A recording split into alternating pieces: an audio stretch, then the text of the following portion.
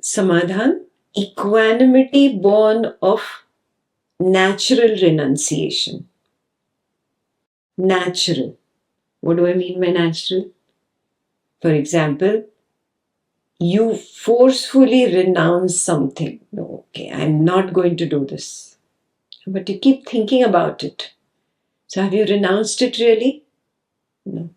At the physical level, you're keeping yourself away from it. But at the mental level, you're thinking about it. Then you have not renounced. What is a natural renunciation? The thought doesn't even occur. There's a complete equanimity towards that. For example, some of you have naturally renounced the deities that you used to follow. Certain idols of certain gods, certain pictures of certain gurus, certain paths that you were following earlier. Ask yourself, has equanimity been born towards that?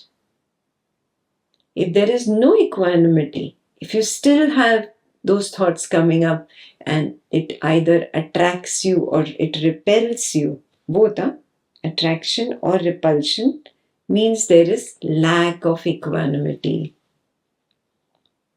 Is this clear? What is equanimity? Having an equal vision. No attraction, no repulsion. So it's the question that you ask yourself. This that I had renounced earlier, has it completely been wiped away? That is samadhan. That is samadhan. Samadhan is very loosely translated as contentment, satisfaction. It has a higher level of meaning on the Advaita path. Dvaitam path translates it as mental contentment. No, we are going beyond the mind. This is a natural equanimity that will be born after all culminate. Shama, Dama, Titiksha, Upariti and Shraddha. There will be a final level of equanimity where you become like a frozen lake. There is no ripple in the lake. That final equanimity of renunciation, final culmination of all Shama, Dama, Titiksha, Upariti, Shraddha in Sanskrit. In English, Shama is witness quietness. Dama, the witness's mastery over the senses. Titiksha will be the spiritual toughness. Uparati, natural austerity.